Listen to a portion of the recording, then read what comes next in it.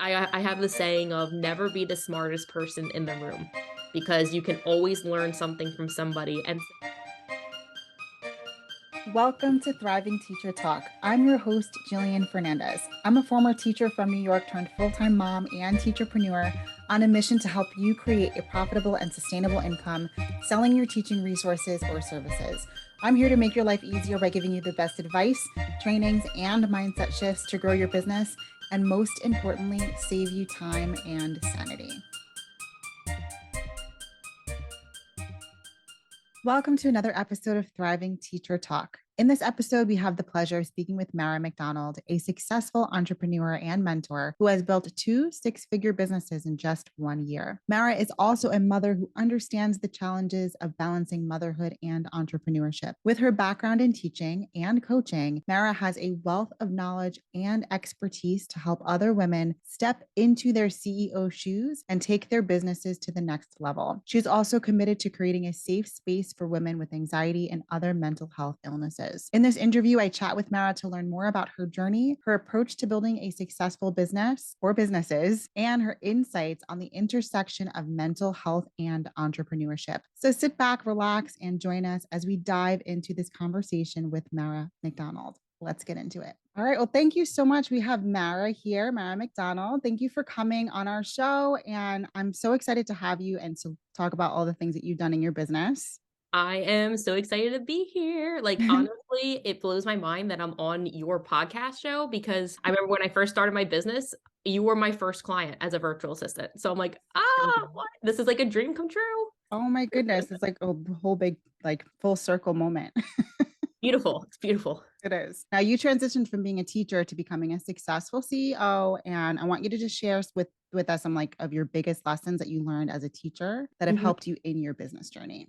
Oh, that's a really good question. So yes, I was a teacher. I was a high school teacher for about 9.5 years. I couldn't quite get the 10 years because I just honestly had enough and wanted to leave the classroom. Not because I didn't love teaching. And I think that's one of the things that I struggled with when I first left the classroom is I still do love teaching. And it was really, really hard for me to come to terms with leaving the classroom. I remember I went through almost like an identity crisis where I was like, who am I anymore? Because I've always introduced myself as I'm a teacher. Yeah. Um, Oh my God. I felt the exact same way.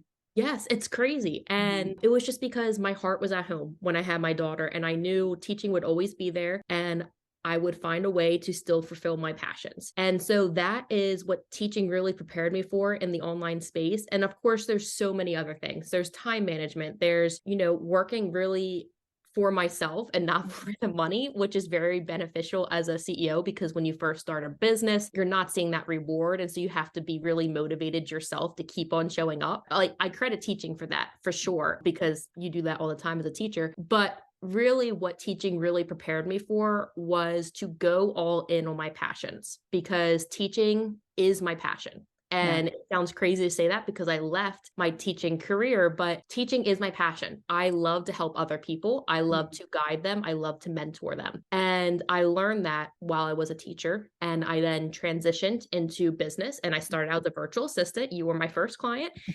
I wasn't feeling very fulfilled with virtual assistant work because I was good at it. I was able to get the work done because I'm somebody who loves the work, but I still had that teacher itch. And that's what people call it, where I was like, no, I still really want to be mentoring other people and helping them in life and something. It took me a lot of time to come to the realization that I'm always meant to be a teacher. And so I always preached as a teacher myself to go after your passion, go after what you love because life is too short. And I decided to take my own advice and I started my mentoring business.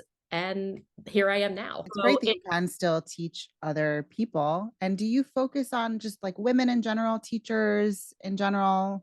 I help ambitious, anxious, and highly sensitive people. And the reason why I chose that is because it's really my story. And that's one thing as a teacher, I felt like I always hid was my personal life, which is I suffer from panic attacks, anxiety disorder, OCD, depression, literally my whole entire life. And as a teacher, you're told to really keep personal and business or teaching separate.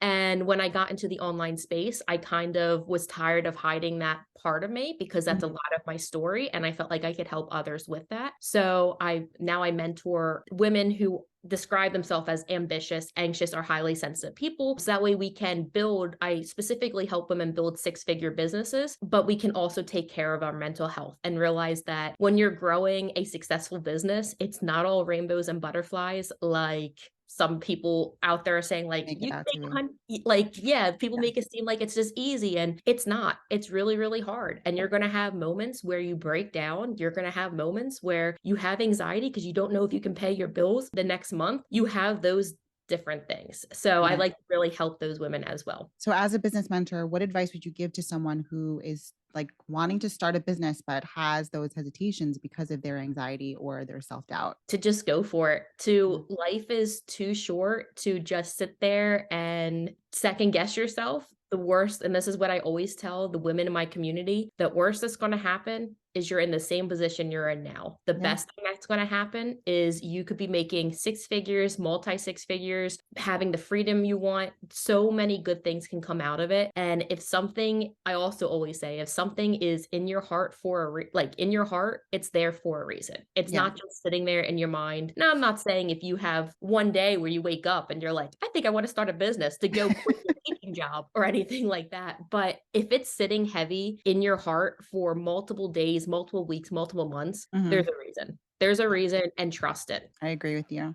Now, can you share some of the common mistakes that you see some of your either your mentees or just entrepreneurs in general that they make when they're trying to grow or scale their business? Yep. So there's a couple different mistakes that I see. The number one is they try to do what everybody else is doing. This is what I oftentimes see. And I'm not saying anybody listening to this, I am not saying virtual assisting is not the way to go. Okay. That is definitely people's passions. Yeah. But oftentimes what I see when people come to me is they see a TikTok or an Instagram reel that says, replace your teaching income or make 10K months as a virtual assistant. Right. And that's the first thing they see. And they're like, that's what I want to do. That's what I have to do to be successful because that's what other people do. Yeah. And they don't And know any other different outlets. exactly. And so that is, they put themselves in a bubble. That is what I oftentimes see is they put themselves in a bubble and they try to do what other people have done to Mhm. be successful. And one of the scariest things that we can do is use our own story and our own passions to create a successful business because you're being vulnerable, you're putting yourself out there. But that is what's going to take you from making those 2K months and feeling plateaued to hitting those 10K plus months is using your story and finding your unique factor. It's the number one mistake. I put air quotes around mistake because I'm also a big believer that we all start out wherever we start out for a reason. Like we go Right. through a journey. And so those mistakes lead us to where we're supposed to be. I would have never gotten into mentoring if I didn't start out as a virtual assistant because Mhm. what inspired me is I had that teacher itch and I reached out to a business coach. I invested in myself and it took me a lot of money to determine that I'm always going to be a teacher. But if I didn't start out as a virtual assistant, I would not have thought to go into mentoring. So knowing that you don't have to be in a bubble, but everything you're going through now is leading you to where you're supposed to be. Yeah. Now, as someone who's living with like anxiety and depression, all that stuff that you've mentioned before, how has that impacted your journey as an entrepreneur? And what kind of strategies have helped you manage those things in your business? Awesome question. So this is something that literally everybody in my community struggles with, me included. And I think that's one thing that's really important to get out there is just because I am a mentor for ambitious, anxious, and highly sensitive people Mhm. does not mean I have it all together. I do not. There are days where I tell my community, like, guys, my anxiety is through the roof. We're Mhm. going to have to cancel today's call. We'll try again tomorrow. But that's the tip. That's the strategy I give most of my clients. And I try to lead by example with that, where Yeah. listen to your body and listen to your emotions. Obviously, you can't take off work for a month and just not show up and, go into like a hole and just not do anything. Right. But if there's But a being day, honest and yes, with yourself and everyone else involved yes, is important. exactly. Being honest with yourself and remembering that your people are going to support you no matter what. I know my clients that I work with, if I am honest with them, if I'm having a day and I am feeling depressed, if I tell them I don't think I'm going to be giving you 100%, can we reschedule till tomorrow? They're not going to go and say, I need a new mentor. This person doesn't show up because they know me Yeah. and they know my personality. So realizing that your people, as long as you're connecting with people who authentically and genuinely feel good to you and you have genuine connections, Mhm. that it's okay to take a day and take care of your mental health. Yeah. And the other tip I would give is use the weekends for yourself. Don't work. As Yeah. teachers, I think we're all guilty of it, where we're used to like anytime we have any free moment, we try to work. Use the weekends to take care of you. Yeah. Unplug from social media if you have to. Don't touch your computer. Go on a walk, get fresh air, do something that resets you so that way you go into the new week feeling refreshed and not overwhelmed. Because when you go into it feeling overwhelmed, it's just going to lead up. And then come Thursday is when you end up messaging me on Slack and you're saying, I'm feeling really, really anxious. Help Yeah. me get tips. And I say, did you take the weekend off? And you Right. say, no. There you So go. I know you just talked about how like your students sometimes message you. So how do you kind of help your clients get that support, Mhm. being honest with them, even when they don't really want to hear the truth or they don't really want that tough love? How do Yep. you figure out those types of things? So I know my clients very, very well.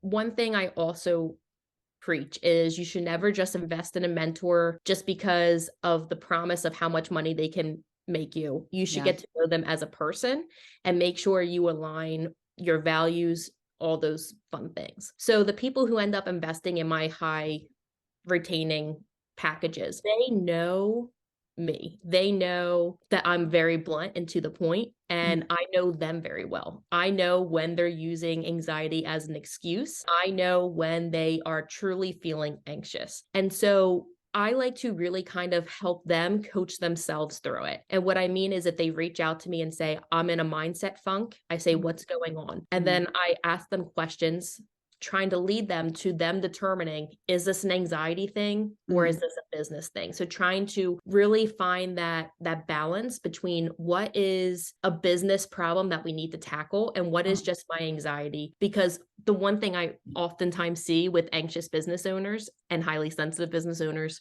is when you have anxiety, you seek to have control. yeah. You anxious when you do not have control. And so when something in your life is going poorly and you don't have control over it, you try to blame something you do have control over. And that is Yeah. usually business. And so when a client comes to me saying they're going to burn their business to the ground because they can't do anything right and they haven't gotten a client, I'm like, okay, Yeah. let's take a step back. Tell me what's going on in your life because Mhm. oftentimes there's a correlation to if something is going on in your life that you feel like you don't have control over, you correlate that with your business. And so Right. trying to help them separate the two helps tremendously. Yeah, no, that makes so much sense. And I think I get that all the time also where I don't really get what's going on in myself, but it makes things spiral and you can spiral for a very long time just Oh, yeah. because something else is going on in your life. So I totally get that. Oh, yeah. And I'm guilty of it too. Yeah, I think we all are at some point, or, it happens. But I know that you've shared a lot of strategies with your clients and all of that with how to run their business effectively with dealing with all of that. But I know also, for me, burnout is a real thing. So is there a way that you kind of help your clients manage burnout or some advice that you could give to do that, especially when running a business? Because that can happen Oh, pretty absolutely. quickly sometimes. Very, very, very quickly. So number one is going to be productivity. We talk about productivity and finding a schedule that works for you. So the number one thing I have my clients do is I call it Monday hour one and Friday hour done. I know a couple coaches do that as well, where basically on Mondays they sit down, they write out everything in their mind. I just had them brain dump. What do you have to do this week? What are you thinking about? What do you like? I have to do this. Ugh, I love a good brain dump. I love a good brain dump. Then what I have them do is I go and have them prioritize it. And you will be surprised how many of those things you do not have to get done this week. You are simply putting that pressure on you. So I have them categorize it by urgent, like I have to get this done. important, and can wait. And the things that are urgent, we make sure we schedule in our week. And I tell them try to get it done Mondays and Tuesdays, the beginning Right. of the week. Yeah. The important, we then schedule for Wednesdays. And then the can waits are Thursdays and Fridays. And the reason why I have them do that is if they start to feel that burnout, they know what they have to get done this week is urgent. And the Yeah. rest of the time you can take for yourself. And we feel guilty taking that time for ourselves. But Absolutely. No. it I feel guilty too, but and this is one thing I say all the time, is sometimes the best thing for your business is just sitting on the couch and watching a Netflix show. Yeah. Because and the one thing we have trouble as teachers learning is being productive can look like sitting on the couch. Yeah. You can't Doesn't get productive doesn't mean busy. It does not mean busy. And sometimes the best thing we can do for our clients is take care of us, because if we are not feeling 100% ourselves, we can only give like a quarter of that to our clients. Right. And so just taking care of yourself. When you feel that burnout, let your mentor know.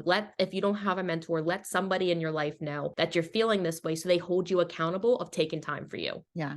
And so you are obviously a great mentor, and Oh, thank you. I would love to know how you approach mentorship Mhm. and like what role you believe a mentor can play in an entrepreneur's journey. Because I know a lot of people are like, no, I can do this myself. I'm a CEO. I'm going to do this on my own kind of thing. So why do you think a mentor is important? First of all, I do believe there is a difference, just me personally, between a mentor and a coach. And it's something that I tell people when they inquire about my services. Coaches are people, in my opinion, who will tell you what you need to do to reach a certain goal. So it's Mhm. going to give you specific steps. And I call myself a mentor because rather than giving specific steps of what you have to do, we personalize it to you, and we kind of we look at what you specifically need and how we Mhm. can help you get there faster. So the reason why people need to have a mentor is even if you're making $1 million, it's still nice to have somebody there to one, see the holes in your business and help you, Mhm. two, to talk it through with each other and just have somebody to bounce ideas off of. And I mean, I scaled 2 businesses to multi 6 figures in a year of business, and I still have a mentor. I still Mhm. have a mentor, and I go to her when I'm having mindset spirals and I'm ready to burn my business to the ground. And I'll go to her and I'll say, "Tay, I need to burn this to the ground. Like, what am I doing? Nobody's going to sign up for my launch. Nobody's going to Right. sign up for my mini mind. Like, I haven't had any bites." And Mhm. just somebody to remind me of my why I'm doing this, see the holes in my business, help Yeah. me come up with a strategy, and help me keep on pushing myself. Because that is something I am guilty of. If I did not have a mentor, I would stop and say, I'm happy with where I am. And I Mhm. would just mindset spiral. So having Yeah. somebody really push you. I have the saying of never be the smartest person in the room, because you can always learn something from somebody. And so I Exactly. stand true to that. I try to lead by example. If I expect people to invest in me, I Mhm. need to invest in myself as well. And I need to not be the smartest one in the room and hire a mentor that's going to teach me as well. Right.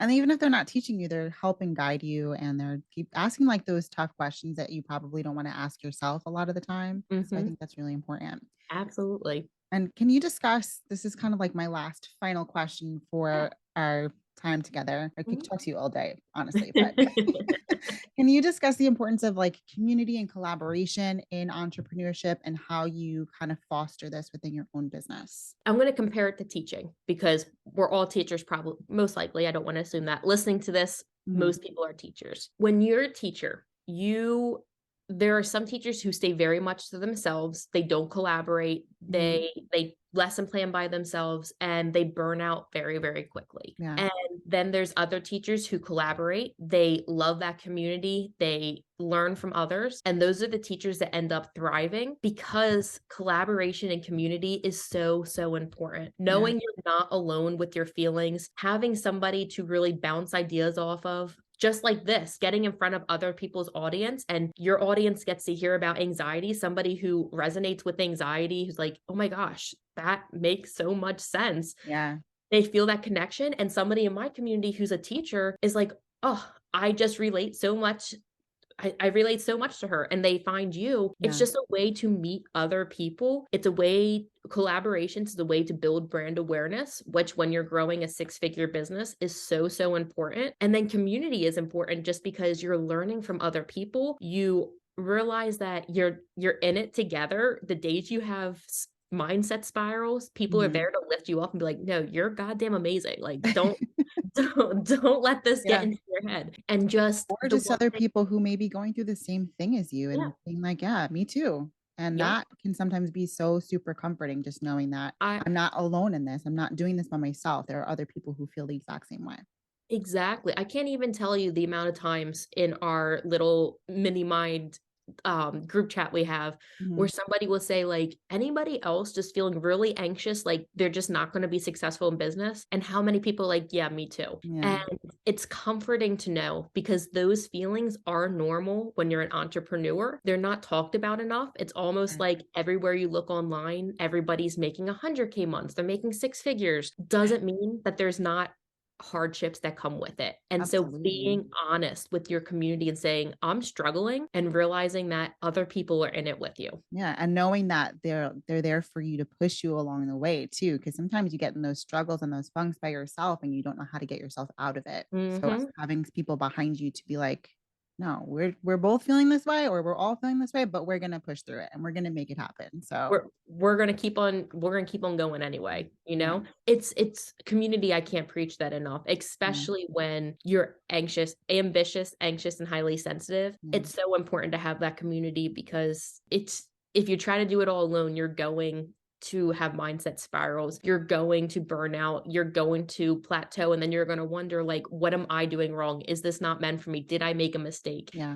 And just community. I'm so glad I found my community, and I'm so glad that the people in my programs found their community. And that's always my number one advice to people when they start a Mhm. business. Find your community. Yeah, I find don't your care what your people. community is, doesn't have to be mine. Find a community, right? Yeah, Find somebody that you relate with that you can lean on. It's so important. totally. I couldn't agree more. Well, I appreciate you so much. And I want you to let us know where can we find you? Because obviously you're gonna have some new besties along the Oh, way coming to come on you. over, besties.